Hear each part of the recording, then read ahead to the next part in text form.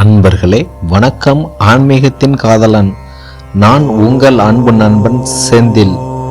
ஓர் புதிய தலைப்பு, வெற்றி தரும் வெற்றிலை. நாம் தினமும் சாமி கும்பிடுகையில் பூஜை அறையில் வெற்றிலை வைத்து வழிபாடு செய்வது முக்கியமானது. அது என்ன என்று பார்ப்போம். வெற்றிலை நாம் கடவுளுக்கு வைத்து படைப்பதன் மூலம் மன அமைதியை தரும். மேலும் இந்த வெற்றிலையை வைத்து வழிபட லட்சுமி கடாட்சம் ஏற்படும் என்பது ஐதீகம். வெற்றியை குறிக்கும் சின்னமாக வெற்றிலை பார்க்கப்படுகிறது. அதன் காரணமாக சுவாமி வழிபாட்டில் வெற்றிலை மிக முக்கியமான பொருளாக பயன்படுகிறது. ராமாயணம் அனைவரும் அறிந்த ஒன்றே.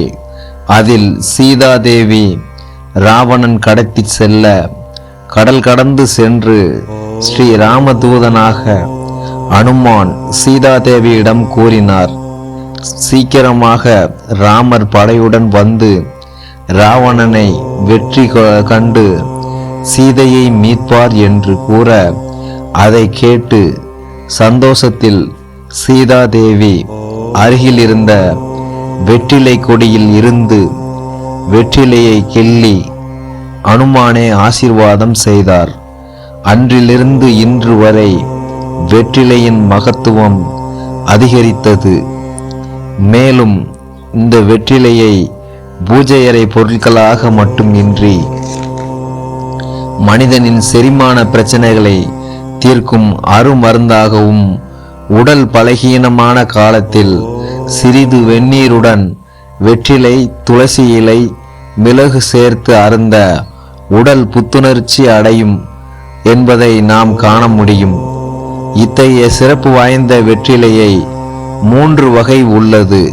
அதில் முதல் வகை அதிக காரமாகவும் நறுமணமாகவும் கருப்பு நிறம் இல்லாமல் பொதுவானதாக இருக்கும்.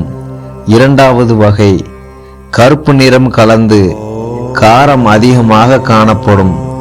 மூன்றாவது வகை கற்பூர மணமும் சிறு காரமும் நிறைந்தது கற்பூர வெற்றிலை.